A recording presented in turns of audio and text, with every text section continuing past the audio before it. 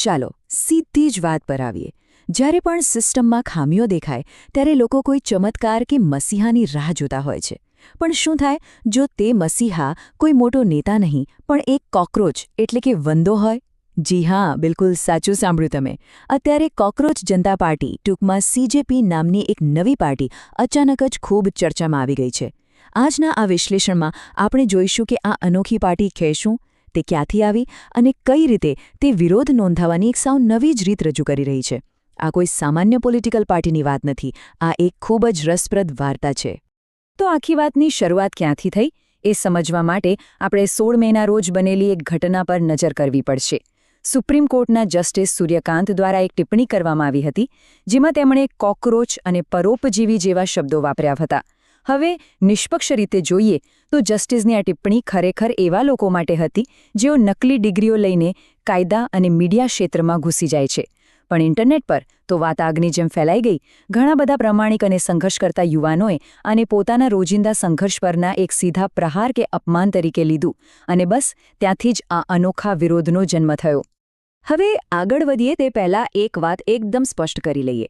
ભૂલથી પણ આને રસ્તા પર ઉતરીને મતો માંગતી કોઈ અસલી રાજકીય પાર્ટી સમજવાની ભૂલ ન કરતા. સરળ ભાષામાં કહીએ તો આ એક વ્યંગાત્મક રાજકીય સંગઠન છે. એટલે કે આ કોઈ ઇલેક્શન કમિશનમાં નોંધાયેલો પક્ષ નથી જે ચૂંટણી લડવાનો હોય. આ તો સિસ્ટમની ખામીઓ પર આંગળી ચીંધવા અને રાજકારણની ટીકા કરવા માટે રમૂજ અને અતિશયોક્તિનો ઉપયોગ કરતું એક જોરદાર ક્રિએટિવ પ્લેટફોર્મ છે. આ એક પ્રકારનો બૌદ્ધિક વિરોધ છે. આ પાર્ટીનો અંદાજ કેટલો રમૂજી છે એ જો તમારે સમજવું હોય તો તેમાં જોડાવા માટેની આ 4 શરતો જ સાંભળી લો. પહેલી શરત, વ્યક્તિ સંપૂર્ણપણે બેરોજગાર હોવી જોઈએ. બીજી, એકદમ આળસુ હોવી જોઈએ. ત્રીજી શરત એ છે કે સતત ઓનલાઈન રહેવાની ભયંકર લત હોવી જોઈએ. અને ચોથી, પ્રોફેશનલ લેવલ પર સિસ્ટમ સામે ભડાસ કાઢવાની પૂરી ક્ષમતા હોવી જોઈએ. છે ને એકદમ કમાલની વાત? આળસ અને ઇન્ટરનેટના વ્યસનને સત્તાવાર લાયકાત બનાવવી એ ખરેખર આજની પેઢીની વાસ્તવિક પરિસ્થિતિ પર સીધો કટાક્ષ કરે છે. પરંપરાગત નેતાઓ અને આ CJP વચ્ચેનો તફાવત ખરેખર જોવા જેવો છે. એક તરફ એ વાત છે કે તેઓ શું નહીં કરે, તો ભાઈ તેઓ કોઈ નવો PM કેર્સ ફંડ શરૂ નહીં કરે કે લોકોના ટેક્સના પૈસે દાવોસમાં મોંઘી રજાઓ ગાળવા નહીં જાય. તેમની પાછળ કોઈ મોટા કોર્પોરેટ સ્પોન્સર્સ પણ નથી. તો પછી તેઓ કરશે શું? પોતાને આળસુ અને બેરોજગારોના અવાજ ગણાવતા આ લોકો માત્ર એક જ કામ કરશે. એકદમ મોટા અવાજે અને વારંવાર એક જ સવાલ પૂછશે કે પ્રજાના પૈસા ગયા ક્યાં? હવે વાત કરીએ ધ રેડિકલ મેનિફેસ્ટોની, એટલે કે આ કોકરોચ જનતા પાર્ટીના 5 મુખ્ય વચનો વિશે. સૌથી પહેલું વચન એકદમ સ્પષ્ટ છે. જો આ પાર્ટી ક્યારેય પણ સત્તામાં આવે તો નિવૃત્ત થતા ચીફ જસ્ટિસ ઓફ ઇન્ડિયાને ભેટ કે પુરસ્કાર તરીકે રાજ્યસભાની બેઠક આપવા પર કાયમી પ્રતિબંધ મૂકી દેવાશે. આની પાછળનો વિચાર એ છે કે ન્યાયતંત્રની સ્વતંત્રતા અને રાજકીય પ્રભાવ વચ્ચેની ભેદરેખા એકદમ સ્પષ્ટ અને મજબૂત રહેવી જોઈએ. બીજું વચન સાંભળીને તો કદાચ કોઈને પણ આંચકો લાગી જાય એવું આક્રમક છે. નિષ્પક્ષ રીતે જોઈએ તો આ મેનિફેસ્ટોમાં એવું કહેવાયું છે કે જો ચૂંટણી દરમિયાન કોઈ પણ માન્ય મત ડિલીટ થશે તો મુખ્ય ચૂંટણી કમિશનરની સીધી આતંકવાદ વિરોધી કાયદા એટલે કે UAPA હેઠળ ધરપકડ કરવામાં આવશે. તેઓ મતદાતાઓના અધિકાર છીનવી લેવાને સીધો આતંકવાદ સમાન ગણે છે. ત્રીજો મુદ્દો છે સમાનતાનો. આ વચન મહિલાઓ માટે 33% નહીં પણ પૂરા 50% અનામતની ખાતરી આપે છે.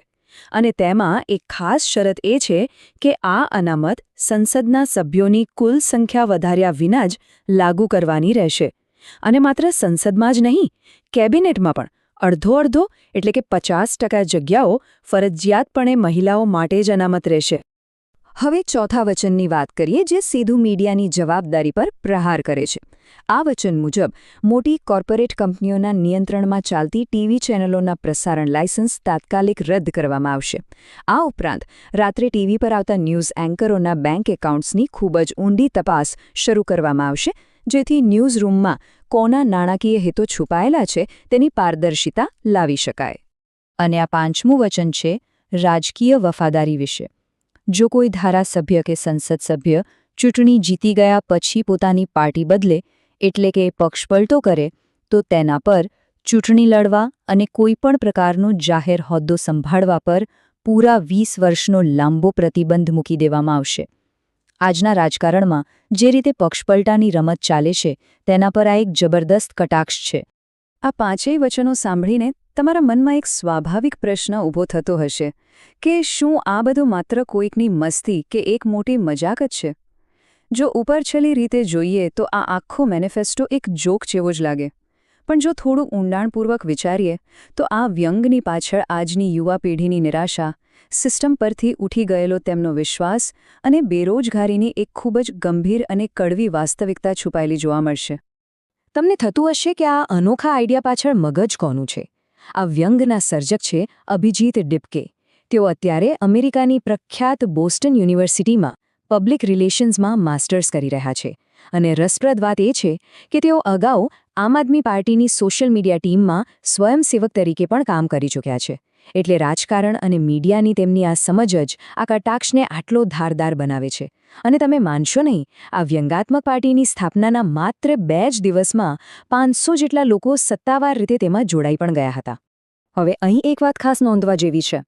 ભલે આ પાર્ટી પોતાની જાતને આળસુ અને બેરોજગાર ગણાવતી હોય, પરંતુ તેના વિચારોનો પાયો ખૂબ જ મજબૂત છે.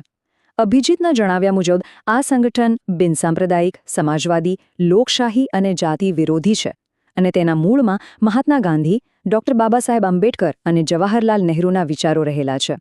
એટલે કે આ રમૂજના આવરણ નીચે ખરેખર એક ગંભીર, બંધારણીય અને વિચારશીલ ઢાંચો ઊભો કરવામાં આવ્યો છે. આ આખી ચર્ચાનો નિચોડ અભિજીતના એક મુખ્ય સંદેશમાં રહેલો છે. તેઓ કહે છે કે યુવાનો એવી સિસ્ટમ પરથી વિશ્વાસ ગુમાવી રહ્યા છે જે તેમની સેવા કરતી નથી, તેમને સાંભળતી નથી અને જોતી પણ નથી. આ કોઈ સામાન્ય વિરોધ નથી. આ તો લોકશાહી સંસ્થાઓ સામેનો એક ઊંડો અસંતોષ છે. જ્યારે યુવાનોને એવું લાગવા માંડે કે તેમની વાસ્તવિક તકલીફોને કોઈ સાંભળતું જ નથી, ત્યારે આવા અનોખા વિરોધનો જન્મ થાય છે. તો પછી એક સવાલ એ પણ થાય કે પાર્ટીનું નામ કોકરોચ જ કેમ રાખ્યું? આની પાછળનો અર્થ ખરેખર ઘણો ઊંડો છે. જો વિજ્ઞાન કહે છે કે કોકરોચ ગમે તેવી ખરાબ પરિસ્થિતિમાં અને મોટા વિનાશ પછી પણ જીવતા રહેવા માટે રસ્તો શોધી જ કાઢે છે. આજના નિરાશાજનક માહોલમાં ટકી રહેવા માટે આપણા યુવાનો પણ બરાબર આવું જ કરી રહ્યા છે. આ કોકરોચ એ યુવાનોની સહનશક્તિ અને ગમે તેવી પરિસ્થિતિમાં ટકી રહેવાની તાકાતનું એક શક્તિશાળી રૂપક છે. અને તેથી જ આ નામ અપનાવવામાં તેમને કોઈ જ સંકોચ નથી, બલકે એક પ્રકારનો ગર્વ છે. ચાલો આજના આ વિશ્લેષણનું સમાપન એક વિચારતા કરી દે તેવા સવાલ સાથે કરીએ. શું આ પ્રકારનો આત્યંતિક વ્યંગ ખરેખર યુવાનોમાં વ્યાપેલી હતાશાની સાચી સ્થિતિને સચોટ રીતે રજૂ કરે છે? આપણે કોઈની તરફેણ કે વિરોધ કરવાની જરૂર નથી, પણ આ વિચારવા જેવું ચોક્કસ છે કે જ્યારે વિરોધ કરવાના પરંપરાગત રસ્તાઓ બંધ થતા દેખાય ત્યારે પોતાનો અવાજ પહોંચાડવા માટે લોકોએ કેવી અસામાન્ય રીતો શોધવી પડે છે. આ મજાક પાછળ છુપાયેલી વાસ્તવિકતા ચોક્કસપણે આપણી વર્તમાન સિસ્ટમના સ્વાસ્થ્ય પર એક મોટો પ્રશ્નાર્થ ઊભો કરે છે. આ વિશે ચોક્કસ વિચારજો.